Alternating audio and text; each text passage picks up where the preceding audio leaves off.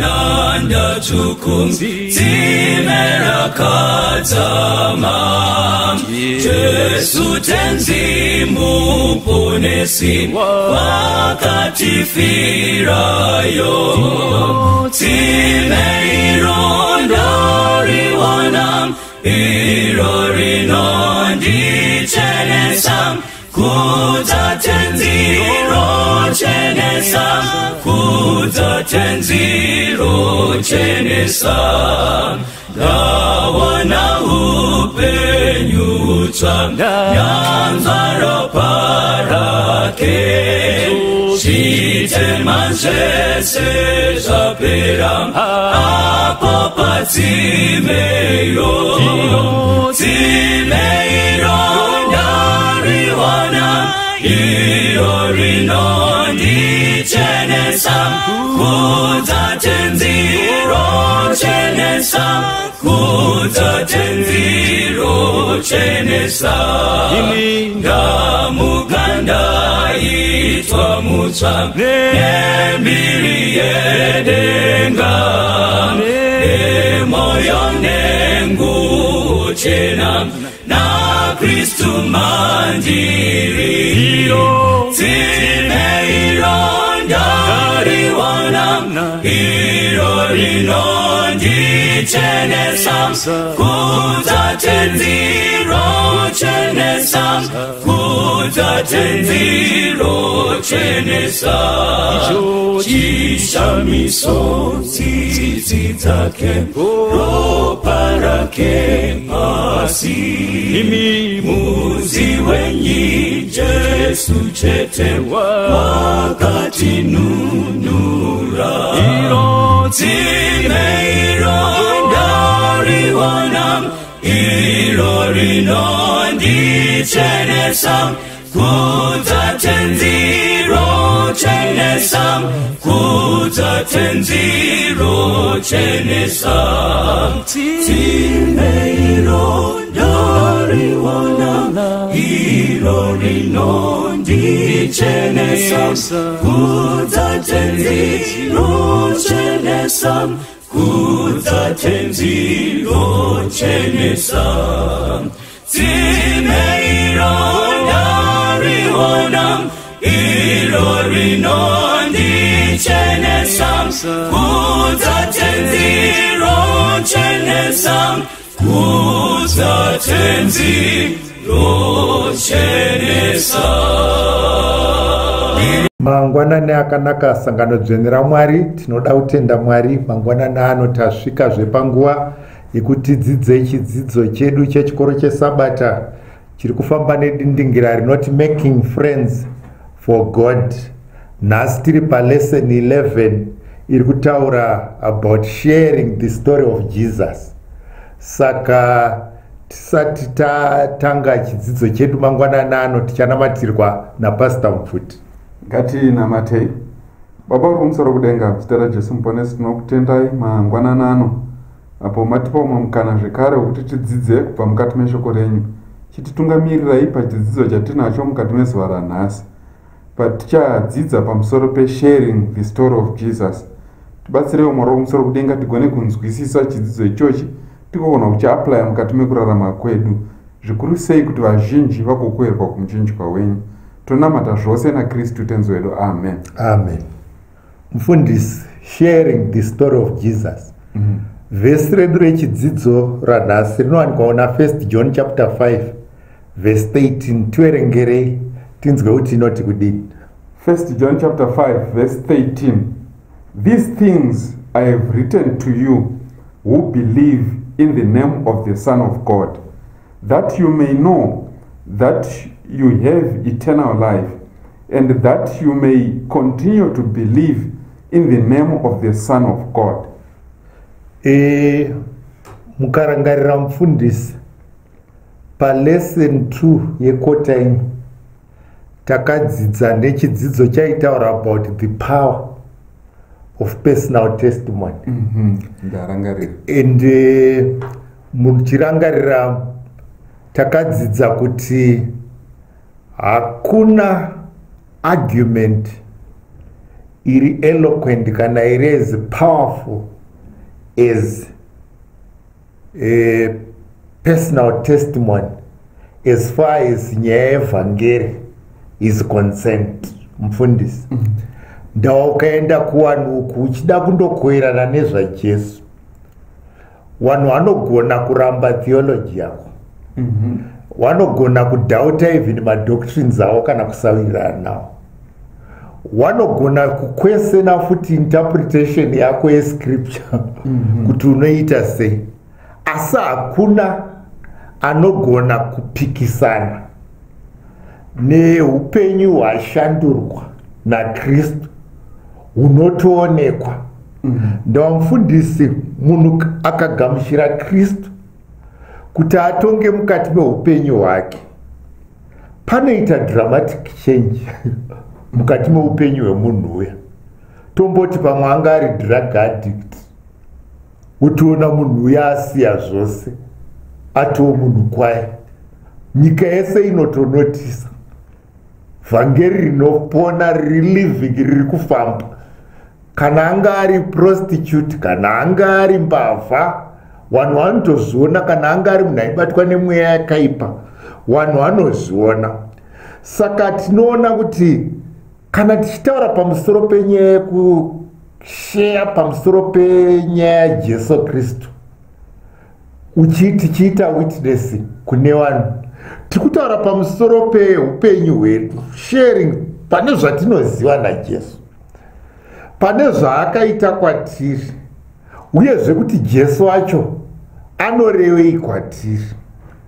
Now muchaona kuti isusu patinondosheya nevamwe pamusoro pezvaKristu, kana zvatinowitnessa zvacho zvingori theory chete, zvisina practical experience yangu ini naJesu, witnessing yacho haibatiki ende haitendeutsi mutu, nekuti haina simba, ndekudawa haana evidence yaanoona kuti shoko Kristu ane simba kana anogona kushandura upenyu hwemunhu. Saka muona kuti nebasa rakadaro, and witnessing iyi muchaona kuti haisi yekutumwa, haisi yekurayirwa, but it should be, kana it's something legal, haisi something legal, chinhu chinofanira kuita spontaneous. Bozwa munhu agamuchira rudo rwaKristu, love inongo iri spontaneous, inongodzorerwa nerudo. Saka Kristu akaitira zvinhu zvakakosha mukati meupenyu hwako, the spontaneous response inouya mukati memupenyu hwangu ndeyekuenda undokoerana nevamwe, sezvakaita mudzimai uya patsime asangana naJesu. Jesu haana mutuba, angoti mirai, akamhanya, anze naondana varume, akaguma adaina guta rose. Chinhu chinongoita spontaneous waexperience. Saka toona kuti panapa, saka patinodzidza nekukoerana nyaya yaJesu, Kristu should be the center yevhangeri racho nedoctrine yacho yese. Kana Kristu asimudzirwa, vanhu vazhinji vachiona vhangeri racho richirarama mauri nezvavakasangana, vachakoerwa kwamuri. Hamina kuti munoti mufundisi chokwadi? Ya, mashoko amuri kutaura akasimba kwazvo. Ndiona kuti pari kubuda pfungwa yekuti zvakaoma kuti utengese chinhu chausati wamboshandisa. Kuti ugone kuconvinsa munhu kuti atenge product yaunayo iwe usati wamboishandisa, zvinoita sekunge zvisina kana musoro. Nekuti chandee ndichida kunzwa kune munhu ari kutengesa ndechekuti iye akashandisa ndezvipi zvaakaona. Saka muchaona kuti munhau dzewitnessing kana kuti munhau dzekupupura Kristu, zvinotsvaka kuti tishare the experience yataita naJesu wacho. Alright. Vanhu vanogona kuswededzwa kure naKristu kana tikaenda tichitaura nyaya dzakaitika kune vamwe. Kuti Kristu watiri kutaura nezvake uyu akazobatsira ana Peter kuti vabate hove zhinji, but kana pasina zvaakaita kwandiri inini, then uyananga achita no, chimbomirai mbichana patange pamboitika something zvaitikawo kwamuri, Alright. mozouyo muchindudza kuti ano pane zvakati zvaitika kwandiri, ndozogashira. Saka muchiona kuti nhau yekushare our experience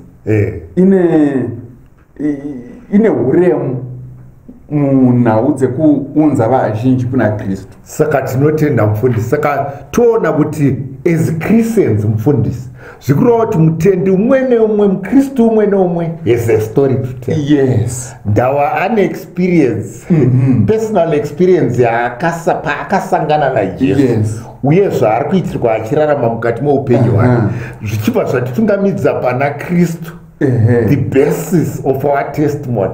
Kuti ndiye anofanira kuva the basis of our testimony. Now tikaverenga una Ephesians chapter 2 kubva pavhesi ya1 kusvika pavhesi ya10, hatisi kuzoiverenga, tinoda kungoiparaphrase. Inobva yangobudisa chidzidzo chedu pachena mufundisi. Chingoidambura. Chekutanga, Paul anoti patakanga tisati taziva Kristu, tisati tasangana naKristu, we were dead in our sins and trespass. Tiri dead, tiri muzvivi zvedu taatakafa. Uye chechipiri, taifamba sezvaida nyika, tichiteera kuchiwa kwayo nezvose zvisakafanira. Chechitatu, taive vana vekutsamwa kwaMwari, kureva taive vezvivi, takamirira rutongo rwekundoparadzwa. Uyezve chechina yobva yati asi Mwari munyasha dzake huru, mupfuma yenyasha dzake, akati he made us alive again. Akatiita vapenyu zvekare kuburikidza naKristu, akatisimudza kubva munyika muno, akatotiisa kunzvimbo dzekudenga, kumusoro kudenga kuburikidza naKristu, kwataane kodzero. Chechishanu yobva yatiyo akatiponesa, kwete nekuti takaita mabasa akanaka, nekuti vhesi 8 inoti for by grace munoponeswa nenyasha, kwete nemabasa, kwete nemi, asi chipo chaMwari. Mwari akatiitira chipo, toponeswa nenyasha. Then chechitanhatu tohataisirwa pachena kuti vhesi 10 yobva yati nokuti tiri basa rake, takasikwa muna Kristu Jesu kuti tiite mabasa akanaka, akagadzirwa kare naMwari kuti tifambe namaari. Saka panoporwa kuti kana tasangana naKristu manje, Kristu anotisukurura patsva for his glory. Atisukurura patsva, oita rewrite upenyu hwedu hwohautsva. Munhu wekare afa, munhu uya mutsva akuita mabasa. Uya anga achiita zvivi, munhu wekare uya mutsva akuita mabasa akanaka. Atinotungamirirwa nemweya mutsvene, uri muchero wekufamba kwatinoita nemweya mutsvene. Saka hameno mufundisi kuti mungati, saka besisi yetestimoni yedu ndeupenyu hwotsva hwataakufamba kuburikidza naKristu ashandura upenyu hwedu. Ya, sekutaura kwamaita pari kuita kunge pane comparison. Kuti pana Ephesians chapter 2 verse 1 kusvika pavhesi 3. Then tozobata verse 4 kusvika kuvhesi 10. But mukatotarisa verse 1 kusvika pavhesi 3 mavhesi mashoma. Verse 4 kusvika verse 10 mavhesi akawanda. Saka tarisai, Pauro ari kuburitsa verse 1 kusvika verse 3 iri kuburitsa before we met Christ, munhu wekare. Munhu wekare.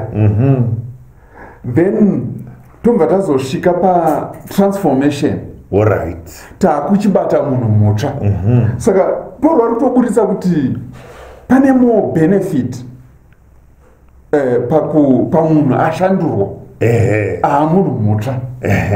Saka sekutaura kwamaita kuti ari kuburitsa kuti like Pauro paari kutotaura ari kutaura zvimwe zvaibata upenyu hwake neexperience yake, sekutaura kwataita kumashure kuti sezvamutaura patakadzidza palesson 2 chinzi the power of personal testimony. Saka ari kuburitsa pfungwa yekuti takanga takafa muzvivi, iko zvinotorarama muna Kristu, taitevera nyika, iko zvino we are sitting in the heavenly places. We under the devil's control, now we are saved by faith. We are disobedient, now enjoying the riches of his glory. Doing our own will, now doing good works. children of wrath, now children of God. Yeah. Saka Paul ari kuedza kuramba achibuditsa pfungwa yekuti our experience before we met Christ, okay, inoshandurwa patinosangana naKristu. Alright. Tinobva tave munhu mutsva. Okay. Tichifambira mberi tiri kubva taburitsirwa pfungwa yekunzi tiri kubva tasvika pane musoro wekuti the transformative power of personal testimony. Kureva kuti tikapa our personal testimony rine inonzi the transformative power. Alright. Kana kuti rine simba rekushandura munhu. Kureva kuti zvakakosha kuti patiri kudzidza nevanhu, patiri kushare shoko raMwari, personal testimony is very important because it has a transformative power. Alright. Ine simba rekushandura. Munoziva kuti kazhinji makamboenda kunopupura, makamboenda for witnessing, pane pekuti munogona kutoudzwa unzi pamuri rakuenda apa handifunga kuti vanotendeuka. Makamboita that experience. Right. Pfungwa dziri muvanhu ndedzekuti pane vanhu vekuti ava kava I think vato beyond redemption.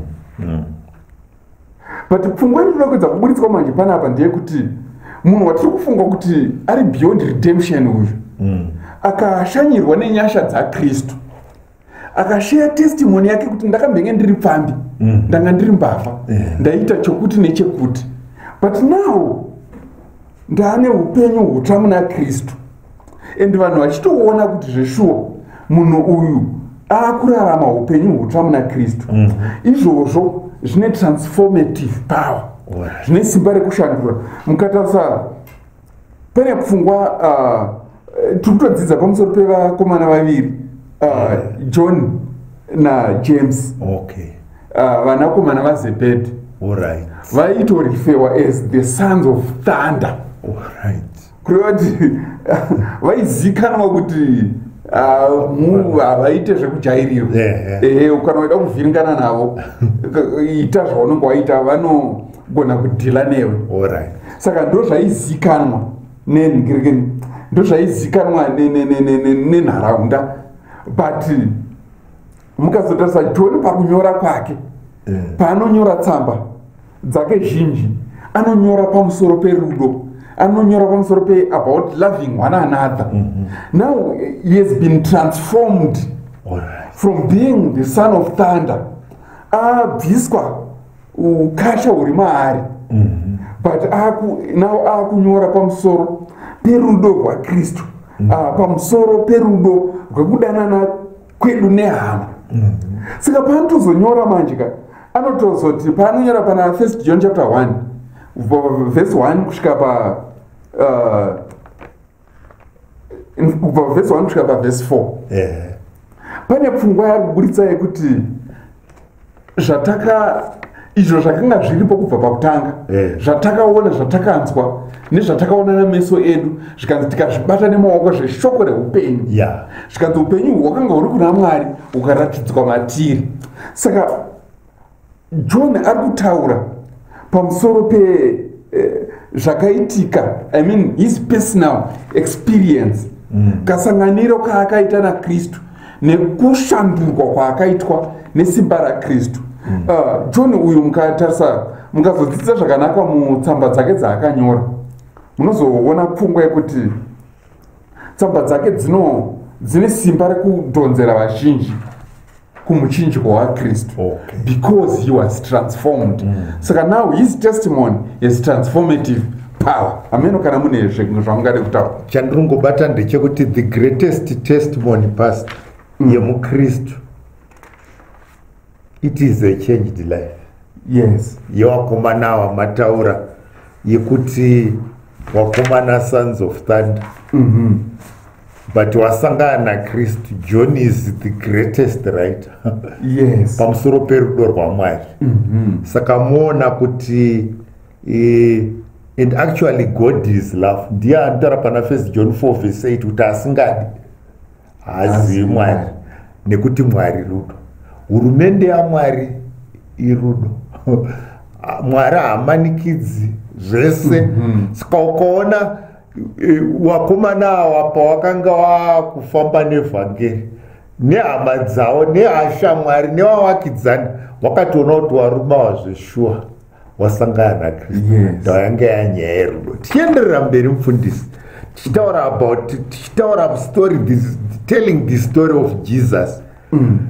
Tikaona Jesu vhangeri waakatanga kutumira kuti endai mundoparidza, munoziva here mufundisi kuti handi vadzidzi vake wakatanga uchiendai mumisha muchindoparidza, wanga vasiri madisciples. Yes. Wanga vasiri vamwe vanhu vanoshamisira unoti wakaenda kutraining sezvamakaita zvamuri kuita kana kutodzidziswa kuti uchaita sei. Asi vanhu vemadhimoni wakanga wabatwa nemadhimoni. Ukaenda Matthew chapter 8 verse 28 to 34 inotaurana naRegion vaya. Jesu asvika paGerasenes anoona vakomana vairi nemadhimoni wakabatwa, wakanga vari violent, waigara mumakuwa, waigara vachizvicheka-cheka, vanhu vaitotya, they were so vaidambura macheni vachiita zvose. Asi pavanoona Jesu vanoti, what have we to do with thee, Jesus, thou son of God? Munoziva mufundisi, pane pandibata panyaya yekuti vaFarisi, vanyori, vakuru vaprista, vakuru vamwe vaidhauta Kristu kuti ndimesaya. Pano madhimoni autoparidza kuti mwanakomana waMwari, tinei chekuita newe. Alright, woti tiise mungurwe panapa. Saka toona chekutanga, chechipiri toona panapa, Jesu anonzwira tsitsi varume ava nekuti wakabatikana nemadhimoni. Chechitatu, wasangana naJesu pakaitika shanduko. Tinoziva bhaiwai washanduka. Bhaibheri rinototi vanhu vazhinji veguta pawakauya wakasvika wagara pamakumba aJesu, wavanhu kwavo, waita zvose izvi.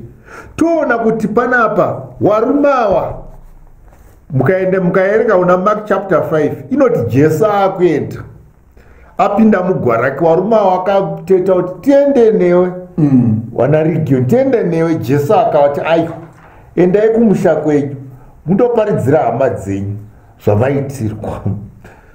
Toona isu panapa kuti varume vanoenda kundoparidza. Tiri kutaura nenyaya about telling the story of Jesus. Varume vanoenda kutraining, vanombokochwa naJesu kuti muchaita sei kana kudzidziswa sezvaiitwa madisciples. Havana kuitwa zvese izvi, asi vari kungodzendai motaura nyaya iyo. Saka ona kuti telling nyaya kuti tisingaise kuti ini ndinotauraiwa handizivi mavhesi, kutaura iwe zvawakaitirwa naJesu, zvaunoziva zvaakakuitira, zvamambotaura naJona achitotaura zvandakaona nezvandakanzwa nezvandakaexperience. Hamene mufundisi kuti mune chichekwedzi patelling this. Muchaona kuti pavakomana vemadhimoni ava, their lives were changed dramatically. Masakana chinhu chachinjwa dramatically.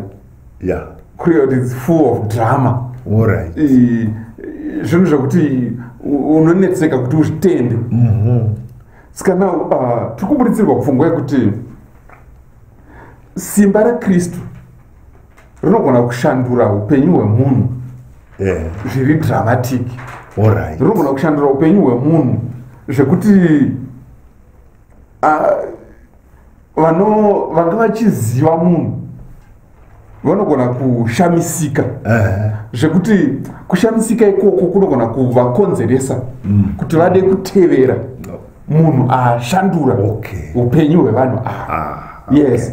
Saka muchaona kuti varume ava vadzikinurwa kubva kumademons. Ndo sekutaura kwamaita, ndo vanobva vatanga kunoparidzira mukati menzvimbo, kuenda kuDecapolis, nzvimbo inge isingazikanwi Kristu.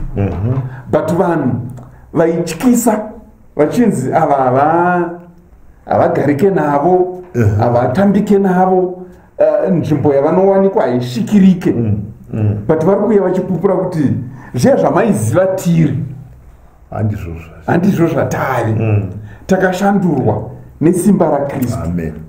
Saka muchaona kuti pari kuburitswa the power yepersonal testimony. Saka tichienderera mberi pari kuburitswa about testifying with assurance. Testifying, to testify kupupura ndizvo, but with assurance. Kana kuti tiri kuburitsirwa kuti right, kana patiri kupa our personal testimony kuti takanga tichirarama upenyu uhu Kristu akatishandura, kana nemiwo mukagashira Kristu uyu akatishandura, pane zvamuchasangana nazvo nekuti pari kutaurwa assurance ka, pane zvamunozosangana nazvo. Saka muchaona kuti patiri kudzidza apa ndo parakatorwa our memory text. Kubva kuna 1 John chapter 5 kubva pavhesi 11 kusvika pavhesi 13. Apa pamemory text taverenga vhesi 13. But vhesi 12 inobva yaburitsa pfungwa yekuti in fact vhesi 11 iri kuti and this is the record that God has given us eternal life, and this life is in his son.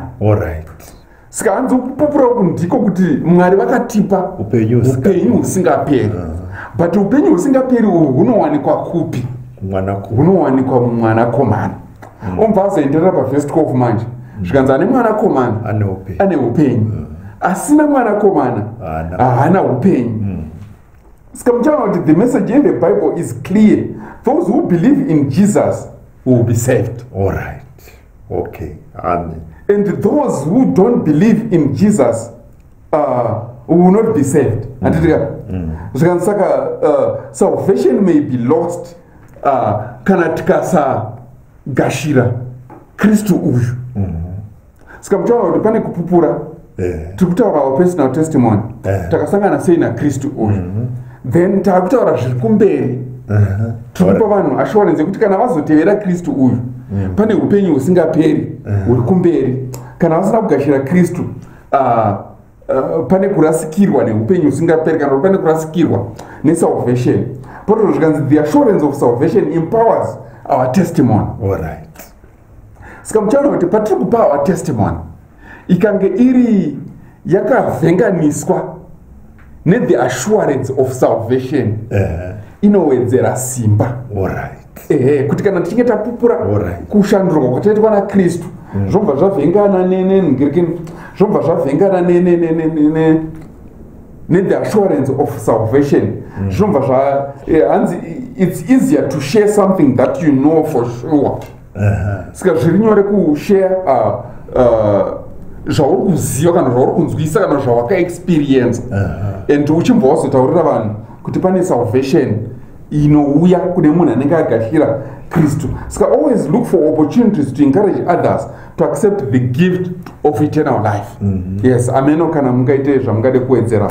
Ndangoedzera point imwe chete yekuti dai munhu ukamubvunza kuti do you have eternal life, vhesi yamataura 1 John chapter 5, munhu how would he respond? Wazhinji vanoti well I'm not sure, handina chokwadi, Mwari ndiye anoziva. Ndodaira makambodzwa vanhu vazhinji. We don't have that confidence. And yet Paul anoti kuna Hebrews chapter 10 verse 19 to 20, brethren, we have this confidence yekuti Kristu akatifira pamuchinjiko, and iye zvino akatimirira, he is our high priest. Ndiye anotisasa, ndiye akutipa zvaaccess yekuenda kudenga. We have this and taane upenyu husingaperi. Mwari Kristu unotsvaka kuti tive neassurance sekutaura kwamaita. If we don't have confidence mufundisi yekuti takatoponeswa patisangana naKristu, taane upenyu husingaperi, hazvinoti hatitadzi, tinoputsika apo nepapo, but our choice is to always follow Christ. And upenyu hwedu nekushandurwa kwaunoitwa naKristu, we have stories to tell inokwezva vanhu vazhinji kuna Kristu. Ndozvandinoda kuwedzera. Tinoda kutenda chifambira mberi pari kunzi something worth testifying about. Pane something worth testifying about. Yeah.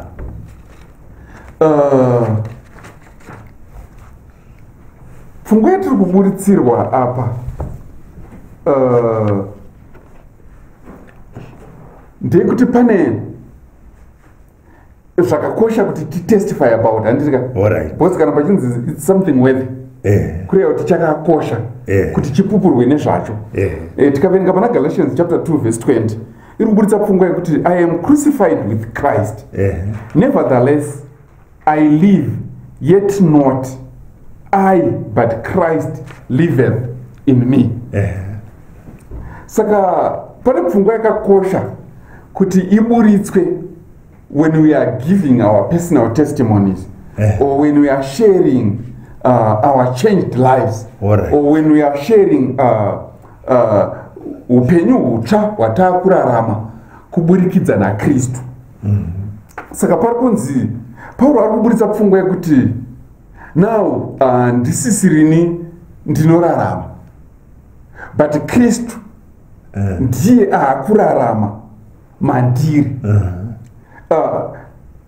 Pauro anoburitsa futi zvekare pfungwa iyi kuna Romans chapter 12 verse 1 paanoburitsa pfungwa yekuti ndinokumbira zvikuru kwamuri hama dzangu netsitsi dzaMwari kuti you present your bodies as a living sacrifice, holy and acceptable before God. Saka mutaona kuti Pauro akuburitsa pfungwa yekuti upenyu hwemunhu akashandurwa naKristu, zvauri upenyu ndizvekuti hwaiswa mumaoko aKristu. When you are offering something to God, you are giving, you are sacrificing, you are giving your whole, you are giving yourself, you are giving your everything to God to take control of everything. Yes. Saka Pauro ndopfungwa yaari kuburitsa kuti zvese ndaisa kuna Kristu. Saka pamuri kutoona ndichirarama, inini handisisiri ini ndiri kurarama, I am crucified with Christ. Saka chiri kurarama mandiri handisisiri ini, but Kristu ndiye ari kurarama mandiri. He made us children of God. He gave us life. He gave us peace. He gave us wisdom. He made us righteous. He sanctified us. He redeemed us. Saka Pauro ari kutoburitsa pfungwa yekuti nemhaka yekuti Kristu akatiita zvese izvi zvatataura izvi, saka nemhaka iyoyo chaakurarama handisiri ini, but ndiKristu ari kurarama mandiri. Anobva aburitsa zvekare, John anobva atiburitsira pfungwa iyi zvekare pana John chapter 1 verse 12 hanzi asi vose vakamugamuchira wakavapa simba. Isusu our duty is to receive him. Yes. Saka parikuburitswa pfungwa kunzi John ari kuburitsa pfungwa yekuti those who received him he gave them power to become children of God. Saka simba raKristu rinochinjunura munhu anga achiita zvakaipa kuti aite mwana waMwari. Tikaverenga zvakare John chapter 10 verse 10 kuburitsa kuti anzi pavha inouya kuzoba nekuparadza, but inini ndakauya kuti ndipe upenyu husingaperi. Saka ndo pfungwa yatiri kuburitsirwa panapa. Ameno kana mungaite zvamungade kuwedzera ipapa. Ngangowedzera kuti pavhesi iri kutaurwa yekuchinjikwa, death is a painful process. Yes. Luke 9 verse 23 Jesu akati kana munhu achida kuteera shure kwangu ngazvirambe zuva nezuva atakure muchinjikwa wake anditevere. Carrying the cross of Christ is not something easy. Kuzviramba, carrying the cross of Christ means surrendering your will. Paul kati ndafa handichiziri ndakurarama, hama ndiri ndiye ndakurarama upenyu hwehama ndiri. I was used to certain ways of living. Zvichiva zvenyama nezvimwe zvacho zvandaitofarira, asi ndavati ndauya kuna Kristu ndafa kune zvenyama ndakurarama kune zvemweya. Carrying the cross of Christ kuratidza chimiro cheChrist image yakuwanikwa mandiri, munhu haachawanikwi sezvataurwa naPaul kuti Christ becomes our righteousness, becomes our sanctification, tobva tava vatsvene kuburikidza naye. Saka panapa wona kuti chikuru chiripo chandabata mufundisi ndechekuti powerful testimony yatingaite sekubata kwamamuchiita something worthy to testify about ndeyekuti kana tabva muzoni yatajaira kurarama everyday tisati tasangana naKristu, tinoona dramatic change yamamuchitaura iyo. And dramatic change yacho will give a powerful testimony yeku life change yatasangana nayo zvataitirwa naKristu, what Christ has done for us, chii chaitika patiri, what we have given up, and kuti Kristu akurevei kwatiri. Saka dai Mwari atibatsira mufundisi patiri kudzidza chidzidzo chanhasichi, tinzwisise kuti Christ never asks us to give something chiri worthy kwatiri, but Christ chaanoti tiise pamuchinjiko chinhu chaanoziva kuti hachina kutikodzera. Saka dai Mwari atibatsira, atipa that faith, vanhu vaMwari tapuwa kutenda ikoko kwatinofanira kuwanako kwekuziva kuti Kristu kana auya matiri tinoita zvisikwa zvitsva uye tinosunungurwa sezvinotaura Jesu pana John chapter 3 verse 36 kuti Jesu asunungura anomusunungura zviro kwazvo. Saka dai Mwari atibatsira sangano mangwanana ano patadzidza chidzidzo chedu tese tine nyaya yekutaura mufundisi. Dai Mwari atibatsira kuti pose ukaona usina nyaya yekutaura experience yaKristu, itonamata Kristu ashande mukati meupenyu akuratidze tigowana zvekupangurira vamwe. Tinotenda, ngativharirei chidzidzo chedu nemunamato. Baba wedu vari kumusoro kudenga, toda kutendai mangwanana ano, tokutendai nechidzidzo pamusoro pekukoerana pamusoro paKristu nezano renyu rekuponeswa nekutidzikinura mukati menyika yechitema. Tibatsirewo tenzi, mweya wenyu mutsvene utitungamire zuva nezuva, mutiratidze nyasha dzenyu dzinonzi neshoko renyu itsva zuva nezuva, tiwane zvekupupura nezvekutaura zveukuru hwenyu nekunaka kwenyu nezvamunotiitira, tive nechiKristu chinobatika Baba, kuti patinokoerana nevamwe waone kuti zvendi zvinobhadhara kutevera Kristu, kutenda kwamuri. Takutendai nezita raJesu Kristu tenzi wedu. Amen. Amen.